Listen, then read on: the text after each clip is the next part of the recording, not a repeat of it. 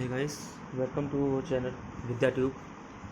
आज हम अपनी क्लास में इंडियन कॉन्स्टिट्यूशन का डेफिनेशन समझेंगे कि इंडियन कॉन्स्टिट्यूशन होता क्या है, यानी भारतीय संविधान होता क्या है या संविधान क्या होता है। और उसके बाद हम कुछ फीचर्स के बारे में पढ़ेंगे कि संविधान के फीचर्स क्या होते हैं, कॉन्स्टिट्यूशन के फीचर्स क्या होते हैं, उसके कुछ और कोशिश करेंगे उसके इम्पोर्टेंस के बारे में समझने की कोशिश करेंगे। तो शुरू करते हैं अपने टॉपिक कॉन्स्टिट्यूशन और पॉलिटी पर। सबसे पहले समझते हैं कॉन्स्टिट्यूशन क्या होता है, उसके बाद समझेंगे पॉलिटी क्या होता है।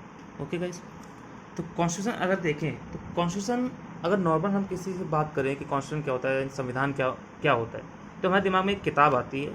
जैसे एक किताब होगी और उसमें कुछ नियम कानून लिखे होंगे और उसी हिसाब से हमारा क्या चल रहा है, देश चल रहा है। नॉर्मल लोग यही सोचते हैं। और कॉन्स्टिट्यूशन एक कॉम्प्लेक्स वर्ड है, अपने आप में एक बहुत ज़्यादा कॉम्प्लेक्स है।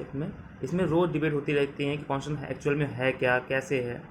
तो अगर वेस्टर्न कॉन्सेप्ट के हिसाब से देखें तो कॉन्स्टिट्यूशन एक डॉक्यूमेंट है या फिर सेट ऑफ डॉक्यूमेंट होता है जिसमें क्या होते हैं, कई सारे लॉज होते हैं। और वो लॉ क्या करते हैं, वो लॉ एक वहाँ की गवर्नमेंट को के ऑर्गेनाइजेशन को स्पेसिफाई करते हैं कि वहाँ की गवर्नमेंट कैसी होगी, वहाँ की सरकार कैसी होगी, वहाँ पे व्यवस्था कैसे चलेगी।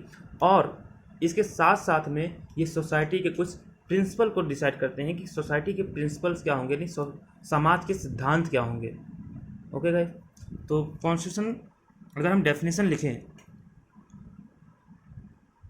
तो कॉन्स्टिट्यूशन क्या है, एक या तो डॉक्यूमेंट है और सेट ऑफ डॉक्यूमेंट है। ओके, यानी कि ये डॉक्यूमेंट भी हो सकता है और कई सारे डॉक्यूमेंट का सेट भी हो सकता है। जो क्या करता है, जिसमें क्या होता है, जिसमें कई सारे सेट ऑफ बेसिक रूल्स होते हैं, सेट ऑफ बेसिक रूल्स होते हैं। और ये रूल्स क्या करते हैं, आपके जो जो स्टेट है, हमारा जो देश है, ठीक है, या फिर हम जो देश है, स्टेट है, जो भी कह लें आप, उसके सरकार को बताते हैं कि सरकार कैसी होगी, सरकार कैसे काम करेगी। ठीक है, तो गवर्नमेंट को बताते हैं कि गवर्नमेंट कैसे काम करेगी, वो देश कैसे चलेगा। और साथ साथ में वो क्या करते हैं, स्पेसिफाई करते हैं principle of society.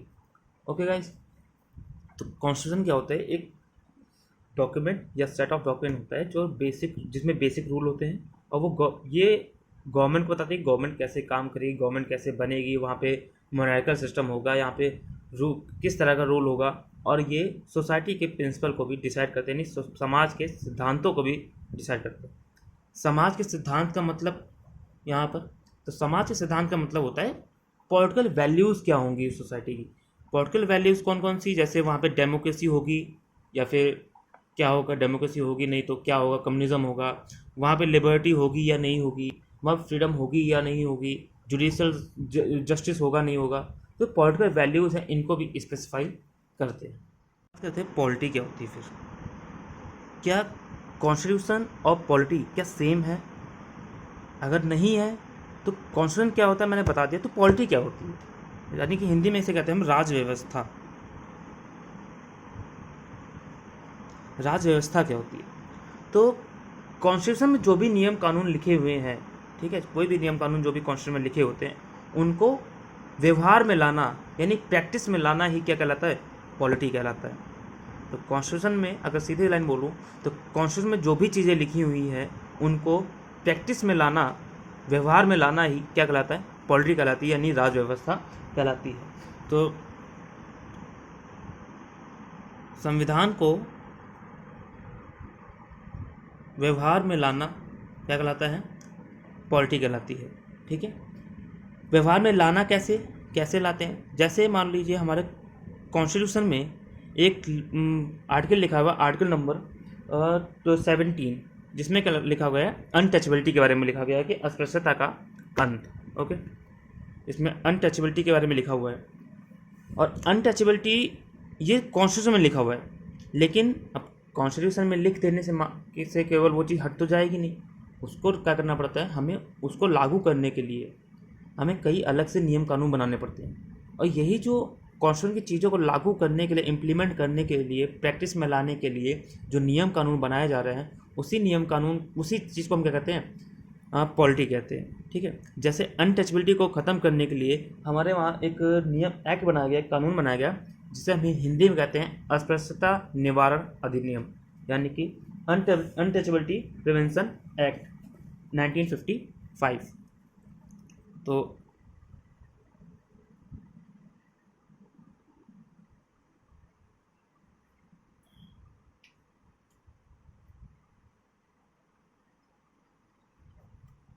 Untouchability prevention act 1955 ये हमारी संसद में बनाया गया।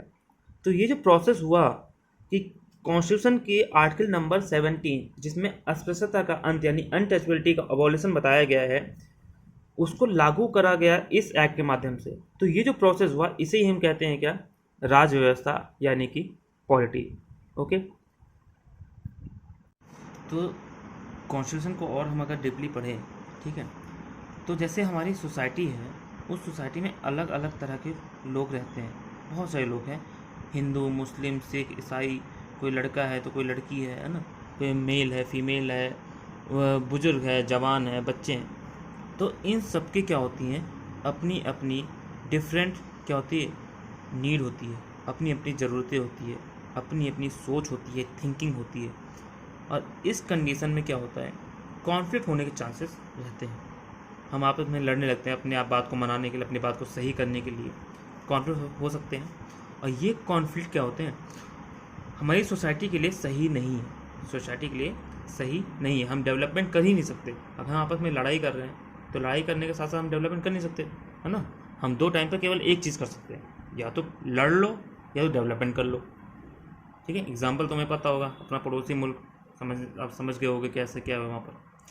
तो इस कॉन्फ्लिक्ट को सॉल्व करने के लिए, ताकि हमारा देश डेवलप कर पाए, उसके लिए हमें इन कॉन्फ्लिक्ट को सॉल्व करना पड़ेगा। और इसको सॉल्व करने के लिए हमें क्या करना पड़ेगा, कुछ बेसिक रूल बनाने पड़ेंगे। और इन्हीं बेसिक रूल को हम क्या कहते हैं, कॉन्स्टिट्यूशन कहा जाता है, यानी कि हिंदी में कहें तो संविधान कहा जाता है। ठीक है, तो यही क्या होता है, एक संविधान होता है। तो अब हेडिंग हम करते हैं क्या, why do we need constitution, है ना। हमें संविधान की ज़रूरत क्यों पड़ती है, ऐसा क्या क्या रीज़न है जिसकी वजह से हमें संविधान की ज़रूरत पड़ती है। ठीक है, तो पहला क्या है, पहला द फर्स्ट फंक्शन ऑफ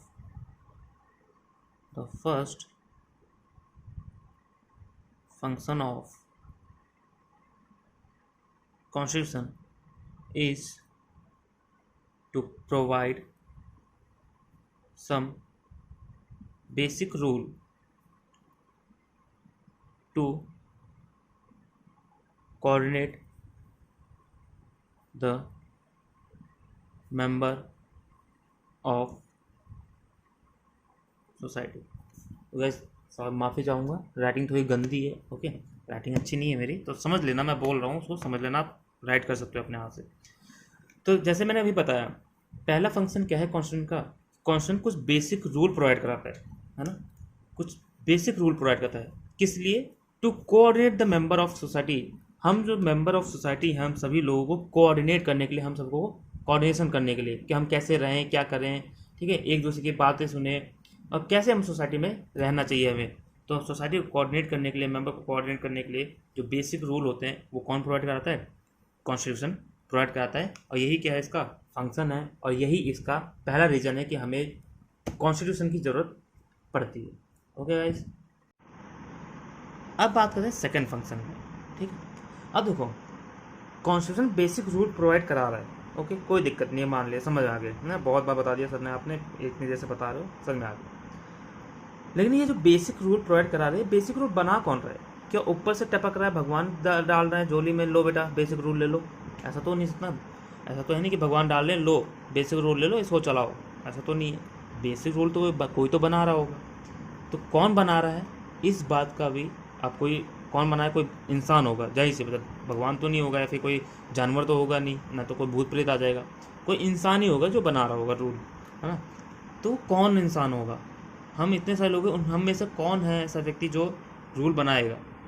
तो इस बात को, उस इंसान को भी कौन स्पेसिफाई करता है, constitution. The second function of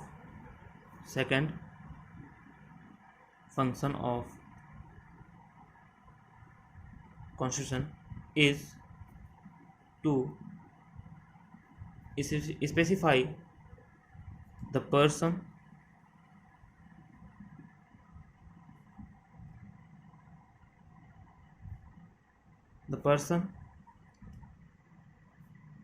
who has the power to take decision for society। तो सेकेंड फंक्शन क्या है कॉन्स्टिट्यूशन का, is to specify the person को स्पेसिफाई करता है कौन ऐसा व्यक्ति है जिसके पास पावर होगी सोसाइटी के लिए डिसीजन लेने की। ठीक है, तो second function of constitution is to specify the person who has the power to take decision for the society. समाज के लिए निर्णय लेने की पावर किस व्यक्ति के पास होगी, इसको भी कौन डिसाइड करता है, कॉन्स्टिट्यूशन डिसाइड करता है। और ये होगा इसका second function. Okay guys, third function क्या है, अगले फंक्शन पे थर्ड फंक्शन हमारा क्या है, कॉन्स्टिट्यूशन क्या करता है। अब देखो, इस बंदे को, एक बंदा है, ये एक इंसान है, हमारे मान लो मोदी जी हैं, इसमें प्राइम मिनिस्टर है, ठीक है, इनको इस कॉन्स्टिट्यूशन ने क्या कर दिया, स्पेसिफाई कर दिया कि हाँ मोदी जी, आपको हम पावर दे रहे हैं, आप क्या करोगे, हमारे देश के लिए, इंडिया के लिए सारे डिसीजन आप लोगे। ठीक है, तो अब इनके पास पावर मिल गई, ये तो कुछ भी कर सकते हैं। मान लिया इलेक्शन हुआ, इलेक्शन कर से ही क्या बन गए, पीएम बन गए, प्राइम मिनिस्टर बन गए। अब पीएम की पावर कितनी होती है आप सबको पता है। कल को क्या करते हैं, दूसरे दिन ये संसद में जाते हैं और वहाँ पे एक बिल पास करते हैं और बोलते हैं आज के बाद इलेक्शन नहीं होगा, आज के बाद इलेक्शन नहीं होगा, केवल मैं ही क्या बनता हूँ, मैं ही प्रधानमंत्री इस देश का रहूँगा। ठीक है, और सबकी स्वतंत्रता खत्म हो जाती है, सबको लिबर्टी खत्म हो जाती है, इक्वालिटी ख़त्म कर देते हैं। तो ऐसा नहीं कर सकते, लेकिन ये ना, ऐसा करने लगे तो दिक्कत हो जाएगी। तो ऐसा नहीं कर सकते।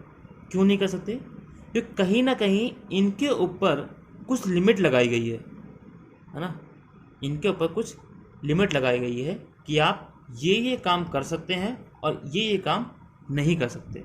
और वो लिमिट लगा कौन रहा है, तो कॉन्स्टिट्यूशन है ना।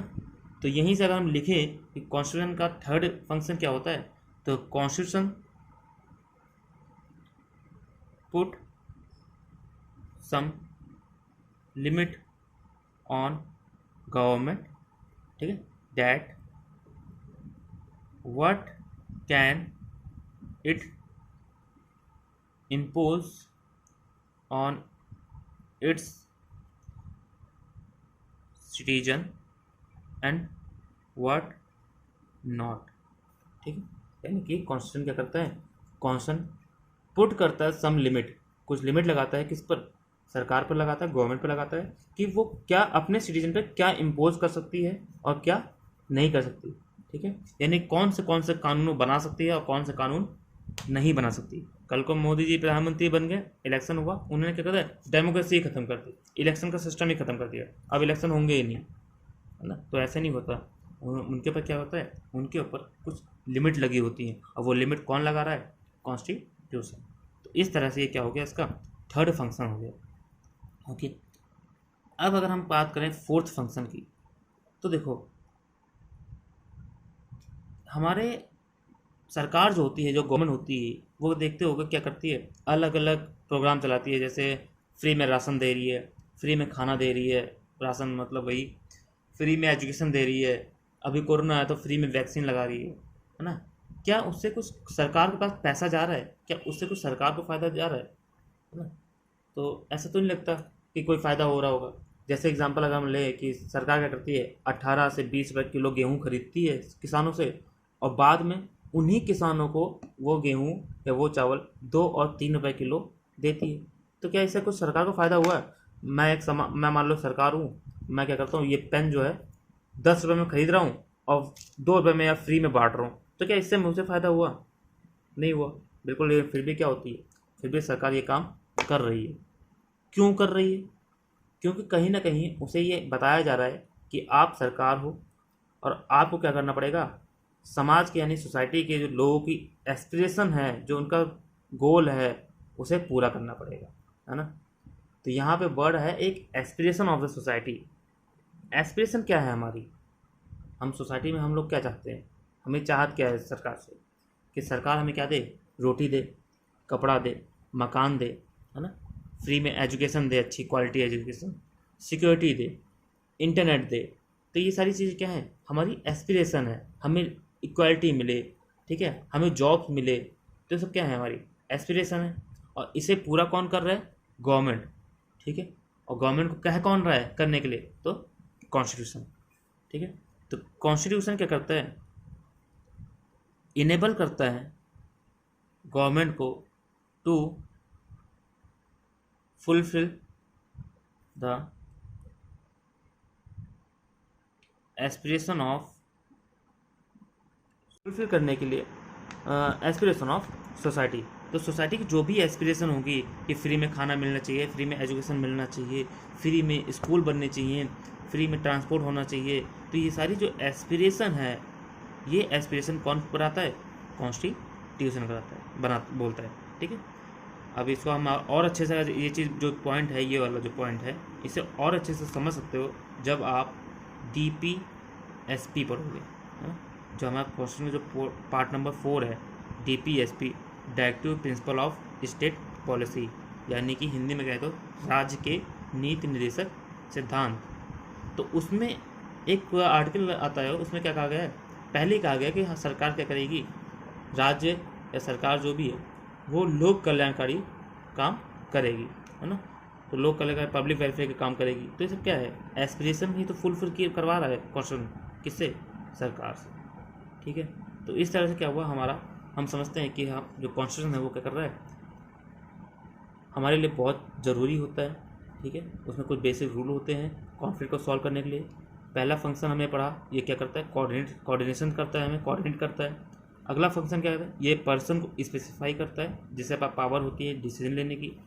अगला पॉइंट क्या पढ़ा, ये उस गवर्नमेंट के ऊपर, सरकार के ऊपर जो हमारे डिसीजन ले रही है उसके ऊपर क्या कर रहा है, लिमिट लगा रहा है, ओके। और हाँ, एक चीज़ और ध्यान रखना, ये जो लिमिट लगा रहा है, ये लिमिट भी क्या है, फंडामेंटल होता है, ठीक है। ये लिमिट भी फंडामेंटल होता है, सरकार आगे चल के इस लिमिट को ख़त्म नहीं कर सकती, ओके। आगे चल के जब आप पढ़ोगे और क्लास में तो समझ में आ जाएगा कि ये लिमिट कैसे फंडामेंटल है, जब मैं आपको केशवानंद भारती केस बताऊंगा, बेसिक स्ट्रक्चर, ठीक है। और उसके अलावा 4 फंक्शन हमें पढ़ा, क्या पढ़ा कि ये जो कॉन्स्टिट्यूशन है, जो संविधान है, वो संविधान सरकार को इनेबल कर रहा है कि वो क्या करेगी, फुलफिल करेगी एस्पिरेशन ऑफ सोसाइटी। और इस पॉइंट को हम आगे चल के DPSP में और अच्छे से पढ़ेंगे, ठीक है। तो इस तरह से आपका क्या हुआ, ये कॉन्स्टिट्यूशन हो गया कि कॉन्स्टिट्यूशन होता क्या है, पॉलिटी क्या होती है, और कॉन्स्टिट्यूशन की हमें ज़रूरत क्या पड़ती है, ठीक है।